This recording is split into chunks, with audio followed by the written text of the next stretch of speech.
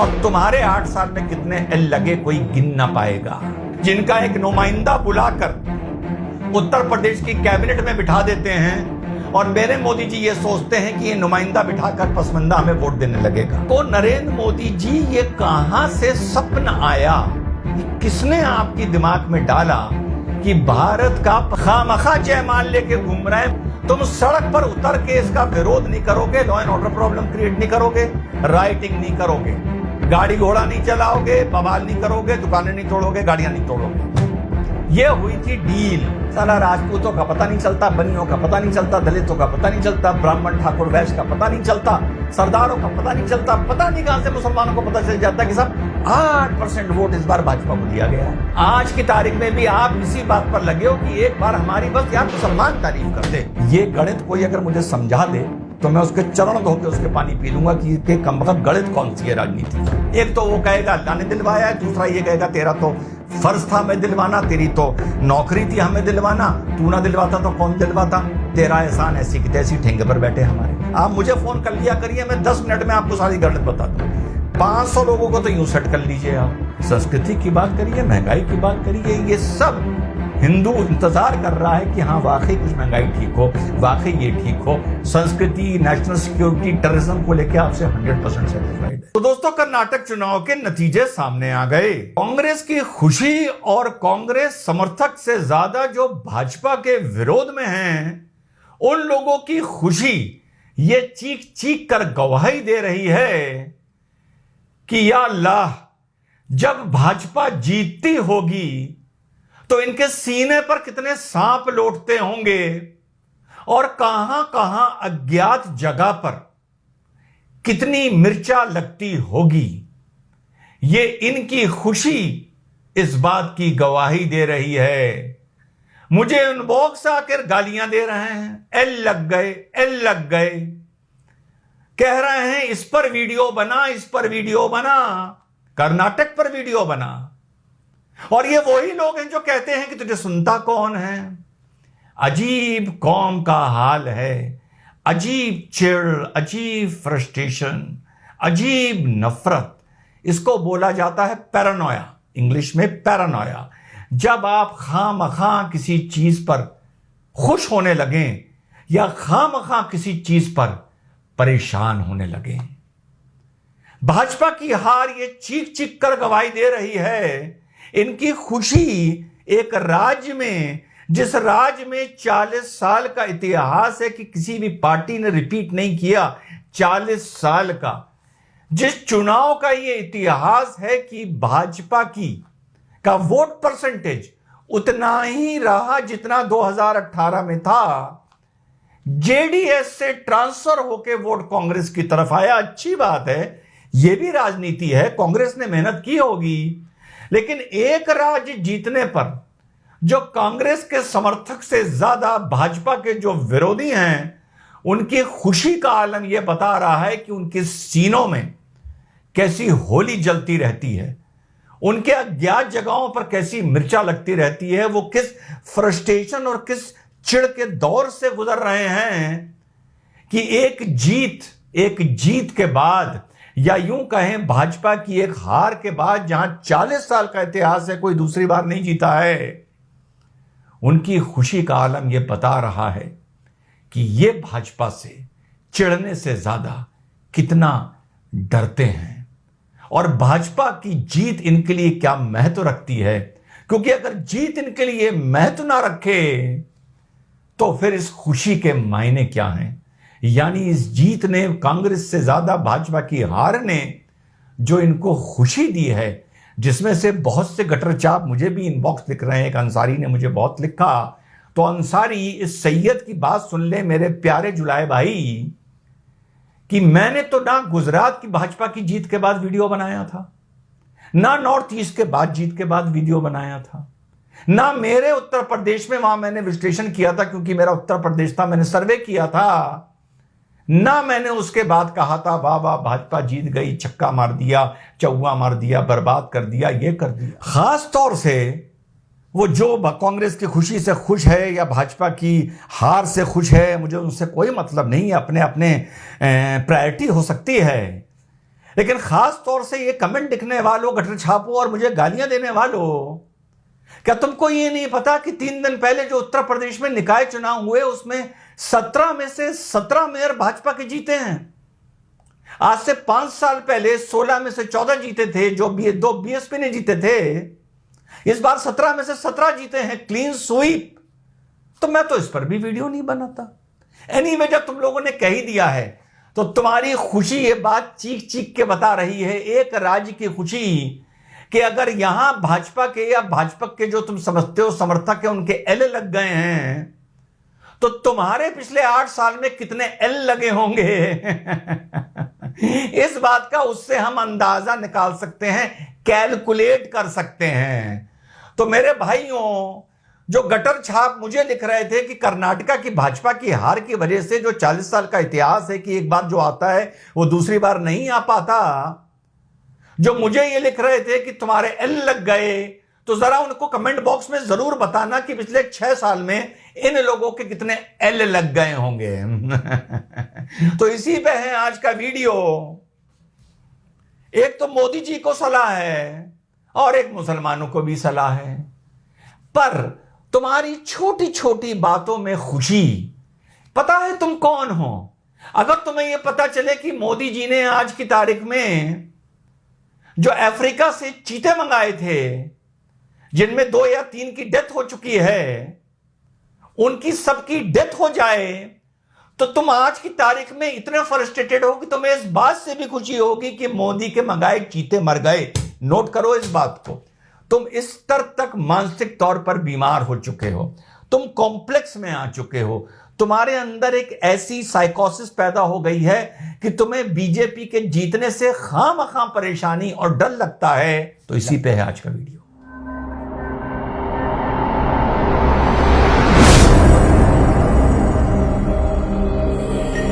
Hello, नमस्कार, सत श्री अकाल, अस्सलाम वालेकुम। कैसे हैं जनाब? एक बात की मुझे पर्सनल तौर पर बहुत खुशी है कि एक बार पुनः, और इसका विश्लेषण मैं बाद में करके बताऊंगा, जो पीएफआई का पॉलिटिकल विंग था, एसडीपीआई, उसके कर्नाटक चुनाव में परकच्छे उड़ गए हैं।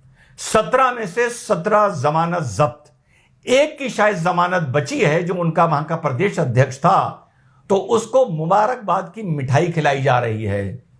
और इसके बाद जो अपने आप को खुद भारत की राजनीति की लैला बोलता है, लैला की तो बड़ी इज्जत थी, लैला पे तो अफसाने लिखे गए, कहानियां लिखी गई, पिक्चरें लिखी गई। तू राजनीति की लैला नहीं है, तू राजनीति का आइटम सॉन्ग है, आइटम नंबर है। राजनीति की पिक्चर में एक आइटम सॉन्ग है जो भले पिक्चर में हो तो ठीक, ना हो तो ठीक, पर लोग थोड़ा सा एंटरटेन हो जाते हैं उसको देखकर। और 3 महीने बाद ये पूछो कि ये आइटम सॉन्ग किस पिक्चर में था, तो उस पिक्चर का नाम तक नहीं याद होता। मैं बात कर रहा हूं जाहिल आजम, लश्कर जाहिला के सदर जनाब ओवैसी साहब की, जिनके इस चुनाव में एक बार पुनः एल लग गए ये शब्द मैं नहीं लाया हूं, एक अंसारी लेके आया था। तो अंसारी मेरे प्यारे जुलाए, तो सैयद की बात सुन। तो इस जाहिल आजम के पहले बंगाल में तेरे हिसाब से एल लगे, फिर यूपी में एल लगे, फिर गुजरात में एल लगे, फिर एमसीडी चुनाव में एल लगे, और अब कर्नाटका में भी इसके जाहिल आजम लश्कर जाहिला का सदर, इसके कर्नाटका में भी एल लग गए। और तुम्हारे 8 साल में कितने एल लगे कोई गिन ना पाएगा, कोई गिन ना पाएगा। तो इस बात की तो एक बहुत खुशी है। अब मोदी जी को राय, तो मोदी जी को मेरी यही सलाह है कि मोदी जी बहुत महत्वाकांक्षी होते जा रहे हैं, वो भी खामखा। भाई, कर्नाटक चुनाव में क्या हुआ आप लोगों को पता है कि एक तरफा मुस्लिम वोट शिफ्ट हुआ जेडीएस से, एआईएम से, एसडीपीआई से कांग्रेस की तरफ। और ये कैसे शिफ्ट हुआ? जब भाजपा ने वहां पर 4% जो पसमंदा मुसलमानों को, जो ओबीसी में आते हैं, पसमंदा, वही जिन्हें मोदी जी मुख्य धारा में जोड़ना चाह रहे हैं, जिनका एक नुमाइंदा बुलाकर उत्तर प्रदेश की कैबिनेट में बिठा देते हैं, और मेरे मोदी जी ये सोचते हैं कि ये नुमाइंदा बिठाकर पसमंदा हमें वोट देने लगेगा, जो 80% मुसलमान है। तो कर्नाटका में जो 4% इनका रिजर्वेशन था, वो भी 30 साल पुराना, उसको भाजपा खत्म कर देती है। और अन्य दो जातियों में जो बहुत ही वहां की प्रोग्रेसिव जातियां हैं, पर टेक्निकली वो ओबीसी में आती हैं, लिंगायत एंड वोकलिंगा, उनमें 2-2% बांट देती है। कांग्रेस इन लोगों से एक वादा करती है कि तुम किसी को वोट नहीं करोगे, किसी की तरफ नहीं जाओगे, सिर्फ हमारी तरफ आओगे और हम तुम्हें एश्योर करते हैं कि हम तुम्हारा ये 4% बहाल कर देंगे, लेकिन एक हमारी शर्त है, तुम सड़क पर उतर के इसका विरोध नहीं करोगे, law and order problem create नहीं करोगे, राइटिंग नहीं करोगे, गाड़ी घोड़ा नहीं चलाओगे, बवाल नहीं करोगे, दुकानें नहीं तोड़ोगे, गाड़ियां नहीं तोड़ोगे। यह हुई थी डील। अच्छी बात है, पॉलिटिकली मुसलमानों ने बिल्कुल वैसे ही किया, कांग्रेस पर यकीन किया और सड़क पर नहीं निकले, law and order problem create नहीं की। एक बहुत ही धीरे धीरे एक शिफ्ट होकर, टेक्टोनिक शिफ्ट होकर इधर से उधर चले गए, जेडीएस से चले गए, एआईएम की रैलीज में तो गए पर उसे वोट नहीं दिया, एसडीपीआई की रैलीज में तो गए पर उसे वोट नहीं दिया और चुपचाप सारा वोट कांग्रेस की तरफ शिफ्ट कर दिया। कांग्रेस की यहां पर रीडिंग सही थी कि अगर मुसलमान सड़कों पर उतर कर law and order problem create करता तो वोट पोलराइज हो जाता। तो नरेंद्र मोदी जी इस चुनाव के कर्नाटक की हार, और इसके अलावा और भी कारण थे, करप्शन था, फलाना था, लीडरशिप इशू था, वो सब अलग है, उस पर कभी और बात करेंगे, या इससे पहले मैं एक डिबेट में बात कर चुका हूं, उस पर मैंने वीडियो नहीं बनाया था। तो आपको नरेंद्र मोदी जी ये कहां से सपना आया, ये किसने आपके दिमाग में डाला कि भारत का पसमंदा मुसलमान आपके लिए वोट करेगा? लोग इतने मूर्ख हैं, मीडिया और सोशल मीडिया पर बहुत से लोग इतने मूर्ख हैं, कुछ यूट्यूबर्स इतने मूर्ख हैं कि वो पसमंदा मुसलमानों को बुला बुला के बिठाने लगे और इस बात पर बड़े खुश होने लगे कि हा, अब हम मुसलमानों में एक दरार डाल रहे हैं और ये सारा वोट भाजपा की तरफ शिफ्ट करा रहे हैं। खुद ही खुश होते रहे, इंटरव्यू लेते रहे अपने चैनलों पे बुला बुला के, और याद करिए मैं हंसता था। ये नरेंद्र मोदी जी आपको किसने राय दी थी? मुझे उसका नाम बता दो बस, कि सर पसमंदा मुसलमान की तारीफ में आप 2 अफसाने कहेंगे और पसमंदा मुसलमान आपकी तरफ शिफ्ट हो जाएगा। और अगर आपको ये मन ही था पसमंदा मुसलमान को शिफ्ट करने के लिए, तो आप ही की पार्टी में इतना बड़ा विरोधाभास देखने को मिल गया मोदी जी, कि आप कह रहे हैं कि पसमंदाओं को मुख्यधारा में लेके चलो, इन्हें आगे बढ़ाओ, अशरफों ने इनके साथ बहुत बुरा किया है, ये पीछे रह गए हैं हमारे भाई, और वहीं कर्नाटका में जो उनको 4% रिजर्वेशन मिल रहा है वही आपने चुनाव से पहले कटवा दिया। तो ये तो नीति ही किसी के समझ में नहीं आई कि ये हो क्या रहा है।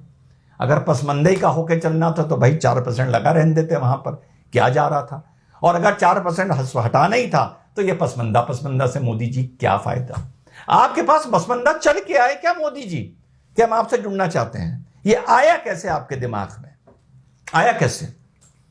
जैसे कि मैंने उस दिन बताया था, पाकिस्तान को लेकर मैं एक वाहिद ऐसा आदमी हूं जिसकी नीति 25 साल में नहीं बदली है कि उस देश से कोई रिश्ता नहीं हो सकता।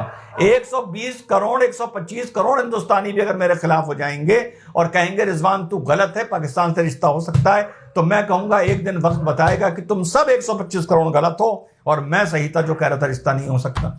तो आपके दिमाग में ये कैसे आया पसमंदा प्यार? आपके पास पसमंदा चल के आए थे क्या कि आप हमारे साथ इस तरह से साथ चलिए तो हम आपके साथ चलेंगे? कि कब हुआ हमें तो पता नहीं। आप खामखा राजनीति के इस कुरुक्षेत्र में खामखा जयमाल लेके घूम रहे हैं पसमंदाओं के पीछे, खामखा। और चुनाव के बाद पता नहीं साला कमबख्त कैसे पता चल जाता है कि 11% वोट इस बार मुसलमानों ने दिया, 8% कैसे दिया। साला राजपूतों का पता नहीं चलता, बनियों का पता नहीं चलता, दलितों का पता नहीं चलता, ब्राह्मण ठाकुर वैश्य का पता नहीं चलता, सरदारों का पता नहीं चलता, पता नहीं कहां से मुसलमानों को पता चल जाता है कि सब 8% वोट इस बार भाजपा को दिया गया है। मुझे वो एम्पिरिकल स्टडी नहीं आज तक पता कि ये कमबख्त कौन बताता है और ये कैसे कैलकुलेट होता है कि 8% वोट वहां गया गया। और इसी पे खुशी में डिबेट होने लगता है, एंकर कूद कूद के कहने लगता है कि मुसलमानों का भरोसा मोदी जी पर शुरू। आज की तारीख में भी मुसलमान में एक बात है मेरे हिंदू भाई और मोदी जी, आज की तारीख में भी आप इसी बात पर लगे हो कि एक बार हमारी बस यार मुसलमान तारीफ कर दे, हम पर मोहर लग जाएगी कि हम एक अच्छी पॉलिटिकल पार्टी हैं, हम एक अंतर्राष्ट्रीय पॉलिटिकल पार्टी हैं, हमको नोबेल पीस प्राइज मिल जाएगा। भाई यार मुसलमान एक बार मोहर लगा दे। आपके पास कोई मुसलमान आया? नहीं आया। आप ही जयमाला लिए उनके पीछे पीछे घूम रहे हो, आगे आगे भाग रहा है। आपके पास जब आपने इतनी स्कीमें दी, उसके बाद क्या आपने पसमंदाओं का रुझान पाया?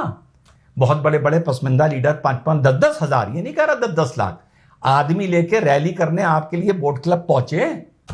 आपको कहीं इनवाइट किया किसी जलसे में जहां पर ज्यादा नहीं 20,000 पसमंदा हो? बड़ी प्रैक्टिकल बात करता हूं, ये नहीं बोलूंगा 20 लाख पसमंदा हो।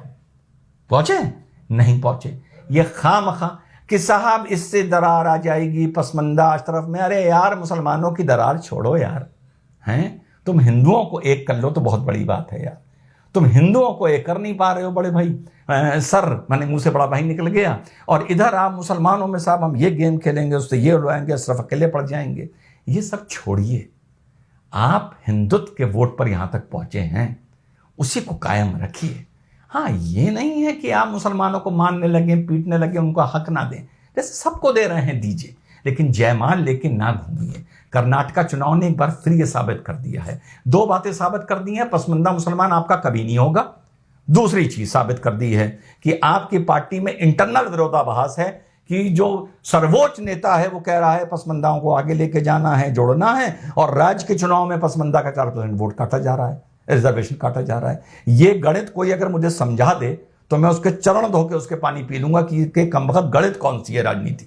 एक बात की गांठ बांध लीजिए, आपका ना पसमंदा अस्तित्व के थ्रू वोट मिलेगा मुसलमान का, या आप जो कर लीजिए, ना विकास से मिलेगा, ना पेट्रोल की कीमतों से मिलेगा। मुसलमान को इन बातों से कोई मतलब नहीं है, वो तो सिर्फ कमेंट बॉक्स में ये सब लिखता रहता है। हाँ, हिंदू को मिले, हिंदू आपको वोट देगा संस्कृति के नाम पर, हिंदू आपको वोट देगा इन्फ्लेशन के नाम पर, हिंदू आपको वोट देगा महंगाई के नाम पर, हिंदू आपको वोट देगा रोजगार के नाम पर। वो एहसान मानेगा आपका, वो आपको वोट देगा और कहेगा यार इसके साथ साथ इकोनॉमिक ग्रोथ भी हो रही है और इसके साथ साथ संस्कृति की विरोध भी हो रही है, तो यार हम मोदी जी के खिलाफ क्यों जाएं। लेकिन जितनी चीजें मैंने बताई, चाहे रोजगार बताया, चाहे महंगाई दर बताई, चाहे कुछ बताया, जब आप ये मुसलमान को देंगे वो आपसे दो बातें कहेगा। एक तो वो कहेगा अल्लाह ने दिलवाया है, दूसरा ये कहेगा तेरा तो फर्ज था हमें दिलवाना, तेरी तो नौकरी थी हमें दिलवाना, तू ना दिलवाता तो कौन दिलवाता, तेरा एहसान ऐसी की तैसी ठेंगे पर बैठे हमारे। तो वो आपका मुसलमान आपका एहसान नहीं मानने जा रहा, जो करना है कर लीजिए।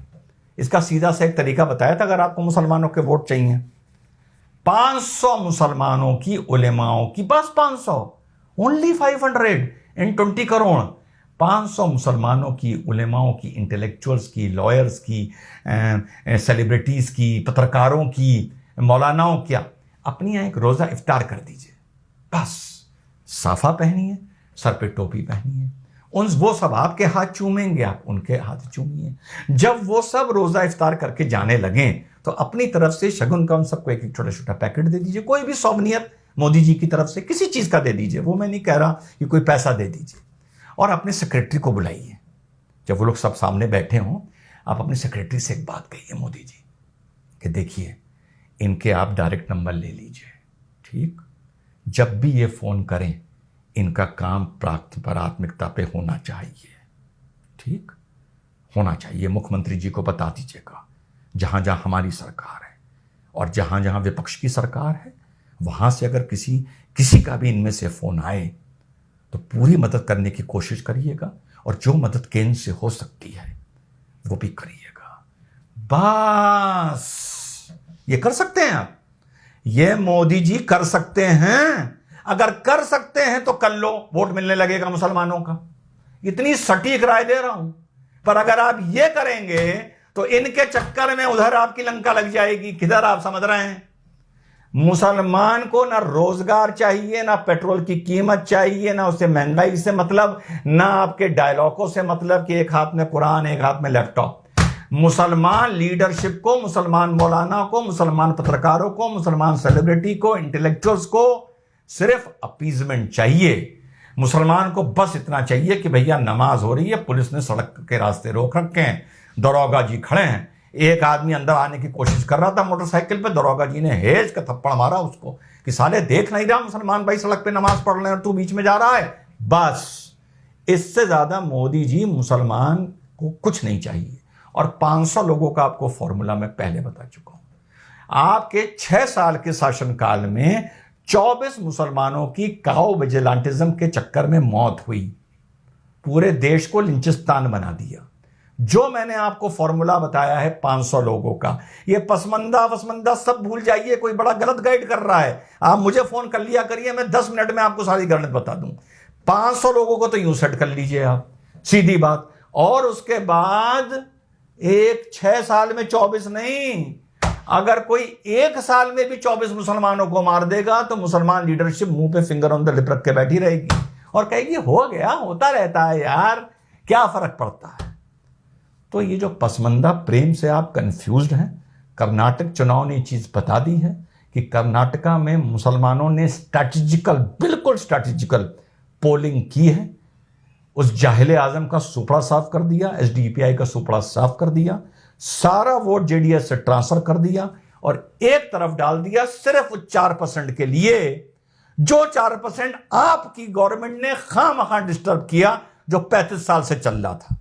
खामखा आपने डिस्टर्ब किया, ना आपको 4% को टच करते, ना मुस्लिम वोट पोलराइज होता, और आज परसेंटेज वोट अभी भी आपका उतना है जितना 5 साल पहले था। जेडीएस को ट्रांसफर होता, एआईएम को ट्रांसफर होता, एसडीपीआई को ट्रांसफर होता, इतना ही परसेंटेज लाके कांग्रेस कहीं 50, 60, 70 सीटों पर टंगी हुई होती है। यह सिर्फ और सिर्फ आपके कंफ्यूजन में अबाउट पसमंदा को लेके हुआ है। सेंटर में आप बैठ के कुछ कहते हैं, कर्नाटका में कुछ होता है। तो इस चीज से बाहर आ जाइए। पसमंदा प्रेम से 2024 से पहले संस्कृति की बात करिए, महंगाई की बात करिए, ये सब हिंदू इंतजार कर रहा है कि हाँ वाकई कुछ महंगाई ठीक हो, वाकई ये ठीक हो। संस्कृति, नेशनल सिक्योरिटी, टेररिज्म को लेकर आपसे 100% सेटिस्फाइड है, 100%। तो आपके रोजगार के एजेंडे से सिर्फ हिंदू वोट ट्रांसफर हो सकता है। अगर 2024 तक बेरोजगारी रही तो और थोड़ा भी हो सकता है, लेकिन मुस्लिम को रोजगारी, बेरोजगारी से मतलब नहीं है। आपकी पार्टी ने, भाजपा ने मुसलमान के साथ कोई बुरा नहीं किया है, सिर्फ उसकी जो हनक थी, जो अपीजमेंट थी, जो उसे घास डाली जा रही थी, आपने सिर्फ उस पर अंकुश लगाया है। यही चीज, अपीजमेंट, हनक, दबंगाई, यही मुसलमान की यूएसपी यानी यूनिक सेलिंग पॉइंट है। उसी को आपने हिट कर दिया है। मुसलमान आपको इन ब्लॉक कभी वोट नहीं करेगा, वो तभी करेगा जब आप इन चीजों को एड्रेस करेंगे और खुल के मुसलमान का अपीजमेंट करेंगे और खुल के रोजा इफ्तार करा के मौलवियों के, मौलानाओं के, इंटेलेक्चुअल्स के काम कराएंगे और सर पे टोपी डाल के बैठेंगे। इससे बेहतर है मुसलमान के बीच में गुगली डालने से बेटर या रूबिक्स क्यूब खेलने से बेटर हिंदुओं के बीच में खेलो, वो फिर भी आपको इन ब्लॉक वोट 2024 में कर सकता है। किसी और ने बड़ी इंटरेस्टिंग बात मुझसे पूछी, मुस्लिम लेडी थी, कि सर हिजाब का अब क्या होगा। तमीज से पूछी, महिला थी, तमीज से जवाब दिया। तुम लोगों को बता देता हूं हिजाब को लेके क्या होगा, उसके बाद तुम लोगों को मेरी साइकोलॉजी समझ तो नहीं आएगी, क्योंकि मुसलमान जिसे समझ में आती है वो बोलता नहीं है। तुम लोग गटर छाप हो, तुम्हें गाली ABCD के साथ टीचर ने सिखाई है कि बेटा तुम ABCD पढ़ो, तुम अलिफ बेते पढ़ो, बेटा तुम माँ और बहन की गाली रिपीट करते रहो। हिजाब से किसी को तब प्रॉब्लम शुरू हुई जब वहां की एक काउंसिल ने, वहां की एक बॉडी ने, जो स्कूल्स को रन करती थी, उन्होंने कहा कि क्लास 10th और क्लास 12th की स्टेज तक आप हिजाब ड्रेस के साथ नहीं पहनेंगे। मैंने हमेशा यह आर्गुमेंट किया कि अगर एक रूल बन गया है तो आप ये नहीं पहन सकते। जहां पर रूल नहीं है, जहां पे कलर ड्रेस है या रूल नहीं है, वहां आप पहन सकते हैं। अब मैटर सुप्रीम कोर्ट में है, अब वहां पे कांग्रेस की गवर्नमेंट आ गई है। अगर ये कांग्रेस की गवर्नमेंट ये रूल बनाती है कि नहीं आप पहन सकते हैं, जैसे पहला चल रहा था वैसे ही चलेगा, तो आराम से हिजाब पहन के जाओ, कोई प्रॉब्लम नहीं है। कम से कम मुझे बिल्कुल नहीं है। मैं ये कभी नहीं कहूंगा कि तुम हिजाब पहन के क्यों जाते हो। मैंने हमेशा कहा कि अगर एक ऑर्डर पास हो गया, एक रूल बन गया है, तो तुम हिजाब पहन के मत जाओ, बाद में भले सुबह शाम हिजाब पहनो। तो अगर कांग्रेस गवर्नमेंट आती है, उस ऑर्डर को वापस लेती है, तो सुप्रीम कोर्ट में आप इस चीज का जो मुकदमा है उसको विड्रॉ कर सकते हैं, नॉट प्रेस कर सकते हैं, और पुनः एक बार हिजाब पहनकर आप अपने स्कूल जा सकते हैं। जब आप पुनः एक बार हिजाब पहन के स्कूल जाएंगे और इस पर डिबेट होंगे, तो उस पर रिजवान अहमद एक ही बात कहेगा कि भाई जब रूल था नहीं पहन के जा सकते, मैं इसी बात पर लड़ता रहा कि मुसलमान लड़कियां क्यों हिजाब पहन के जा रही हैं। अब अगर रूल चेंज हो गया है, पहले की तरह हो गया है कि मुसलमान लड़कियां पहन सकती हैं, तो मुझे कोई प्रॉब्लम नहीं है। यह है फेस टू फेस, और ये है कमेंटेटर डॉक्टर सैयद रिजवान अहमद। जय हिंद, वंदे मातरम, खुदा हाफिज।